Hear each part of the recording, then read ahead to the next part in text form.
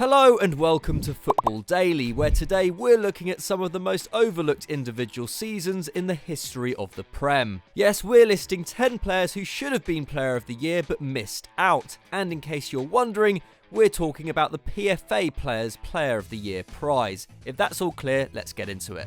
10. Alexis Sanchez, 2016-17. The defining Premier League midfielder of the last 5 years is without doubt Ngolo Kante. Intelligent, hard-working and likeable, the Frenchman has won 2 titles and a World Cup since his switch to Leicester in 2015 and was named the Player of the Year in 2016-17, after missing out on the award with the Foxes the previous term. That made him the first non-forward to win the prize in 11 years, but as good as Kante was, he wasn't the league's best. That was Alexis Sanchez, who excelled in an increasingly erratic Arsenal side, playing every league match and notching up 24 goals along the way, his best ever tally. With a further 10 assists, the Chilean's domestic output was only exceeded by Harry Kane's, who benefited from taking 5 penalties to his 2. But it was Sanchez's all-round threat which made him so potent. While Kane and Lukaku scored more goals than him, just 4 players got more assists, and he even ranked 12th in the league for completed dribbles each game too, leading Arsenal in each category. Somehow Sanchez didn't even make the team of the year, losing out to Sadio Mane, despite winning the FA Cup and contributing 34 goals to the Senegalese wide man's 18. He lasted just 6 months longer at the Emirates and would never recapture the magic. 9. Kevin Phillips, 1999-2000. Finishing as top scorer in the Premier League is an incredible achievement, but most players have advantages in doing so.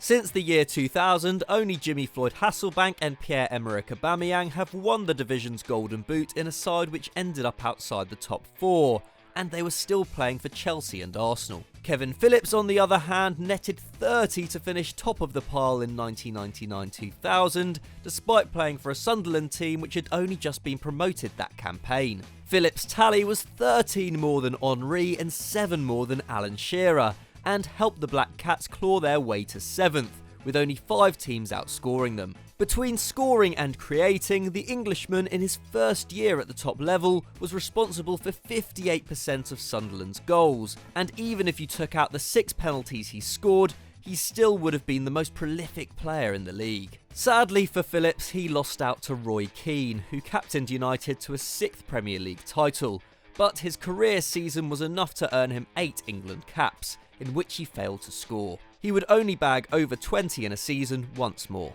Before we move on to our next player, just a quick reminder to subscribe to Football Daily and hit that notification bell. You will not regret it, as you won't miss out on another great FD video. Let's move on. 8. Ngolo Kante, 2015-16. Okay, so we've just tried to take away Kante's Player of the Year award from 2017, but we're going to put that right here. The Frenchman, brought to Leicester from Ligue 1 Minnows Con for just £5.6 million in 2015, lost out to his teammate Riyad Mahrez in the club's title-winning campaign, the Algerian scoring and assisting 28 goals in league play to become just the 2nd player of the season from outside Europe, after Luis Suarez 2 years earlier. However, as good as Mahrez was, and he was spectacular, Kante deserved it more. He led the league in both tackles and interceptions, winning possession 50 times more over the course of the season than the Prem's next best destroyer, Idrissa Gueye, who actually played more minutes, and overall regaining possession for the Foxes a staggering 9.8 times per 90, or once every 9 minutes. He missed just 1 game all year and was also one of the division's best dribbling midfielders, with 1.5 take-ons completed a game, while losing the ball under once a match. He was so good that he not only earned himself a £30 million move to Chelsea, but his former partner Danny Drinkwater won as well. In short, Leicester won the league by having 12 men on the field in every game they played in 2015-16, and 2 of those were Ngolo Kante. 7. Edwin van der Sar, 2008-9. The next goalkeeper to be named Player of the Year in the Premier League will be the first, but frankly, Edwin van der Sar deserved to lift the prize back in 2009. That year, Ryan Giggs inexplicably inexplicably went home with the award, despite Man United scoring just 68 league goals and instead riding an incredible defence to the title, which allowed only 24 goals all year and kept 24 clean sheets along the way. Plenty of credit of course belongs to Vidic, Ferdinand and Evra, who protected Van der Sar that season, but the Dutchman, who was then already 38 years old, played 33 games and kept 21 of the club's clean sheets, racking up 14 in a row to break Petr Cech's record of 10 and going nearly 22 hours without conceding in the league. That's the same number of clean sheets as Alisson kept in 2018-19, and it wasn't like Van der Sar had nothing to do between the sticks. Both Liverpool and Steve Bruce's Wigan allowed fewer shots on target, while Arsenal faced just 11 more than the Red Devils but conceded 13 more goals across the campaign, showing the difference a top stopper can make. Van der Sar would spend another 2 years in the side before retiring at 40, having won 4 titles and the Champions League at Old Trafford.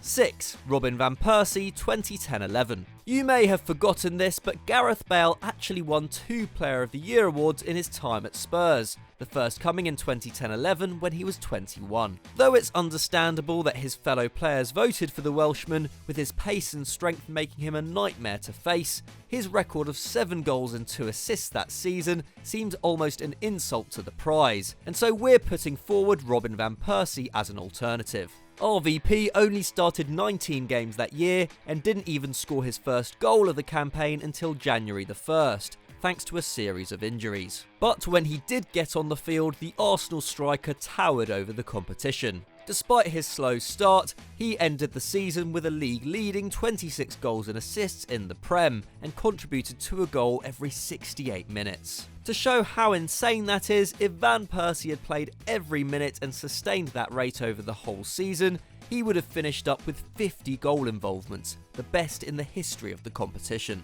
In the end, he had to settle for 4th place and winning the award next year when he bagged 30, before finally earning a deserved title with Man United. 5. Ruud van Nistelrooy 2002-03. In the early 2000s, Thierry Henry was untouchable. In the 5 seasons between 2001 and 2006, the Frenchman was Premier League top scorer 4 times. The only time he wasn't was in 2002-03, and while he was the best player in the division that year, with an insane 24 goals and 20 assists, Ruud van Nistelrooy, who pipped him to the Golden Boot, deserved recognition too. Strangely, the Dutchman had been named the Player of the Year the previous campaign with 23 goals, but missed out in 2002-03, despite improving his tally to 25 and helping United to win the title with 5 points more than Henry's Gunners. His haul included 3 hat-tricks, and established his reputation as one of the best finishers ever to play in the division, an accolade which became a kind of insult for Van Nistelrooy, who was often dismissed as a pure poacher. But while he might not have been as exciting as contemporary stars like Henry, Gerrard or Harry Kewell, Van Nistelrooy's record was spectacular. Between 1998 and 2008, playing in 3 different leagues, he bagged over 20 league goals 7 times, with injury preventing him from doing so in 2 of those seasons, and ended up netting 198 goals in 278 games. By comparison, Henry scored 8 fewer goals despite playing 35 more games in that period. Amazingly, the former PSV man won just 1 title in England before leaving for Real Madrid, and is rarely included in discussion of the league's best players ever. Perhaps he's due a reappraisal. 4. Patrick Vieira 1998-99. If we tell you that an Arsenal man should have been the Player of the Year in 1999, you probably would be outraged. United won the treble that year, the award had to go to one of that team, but it didn't. In fact, it was Tottenham's David Ginola who won, his mazy dribbling mesmerising his peers into forgetting that he produced just 3 goals and 9 assists in 30 appearances as the Lilywhites bumbled their way to 11th. No, the prize should have gone home with 22-year-old Patrick Vieira, who missed just 4 games that campaign as Arsenal finished second. Never much of an attacker, with 12 goals and assists his best return in England, he produced 6 in 98-99, but it was his defensive work which impressed. Alongside Emmanuel Petit, Vieira was impassable all year long, sitting deep to allow Ray Parlour and Mark Overmars to join the forwards and dropping into the backline when Adams stepped out. The result was that Arsenal allowed only 17 league goals in 38 fixtures, kept 23 clean sheets, and only conceded more than one goal in a game on one occasion, a 3-2 away defeat to Aston Villa. They even beat the eventual champions 3-0 at Highbury and ended up losing out on the title by a single point. Vieira never won the Player of the Year award, but at least he did make the Team of the Season, doing so for the next 6 years in a row.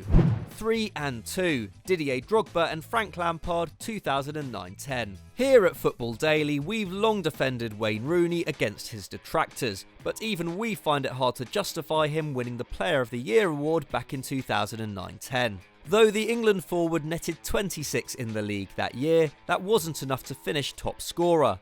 And after consecutive visits to the Champions League final, Man United came back down to earth with a bump, their only silverware coming in the League Cup. English football undeniably belonged to Chelsea that season, as they won a league and FA Cup double, and the Blues had two outstanding candidates for the Player of the Year in Didier Drogba and Frank Lampard. They were the stars of a new-look Chelsea side led by Carlo Ancelotti, who had arrived at a team in desperate need of an attacking boost, having averaged 66 goals a season over the previous 3 years. The Italians solved the issue by plugging Malouda into a midfield diamond and pairing Anelka and Drogba up front, and was rewarded with shots and goals galore. Since records began, no Prem side has taken more shots per game than that Chelsea team's insane 21.9, with even Michael Essien having a pop close to 3 times a match, and Drogba led the league in shots with a whopping 5.8 per 90. That brought him 29 goals, one of just 2 seasons in which he got over 20 in league play,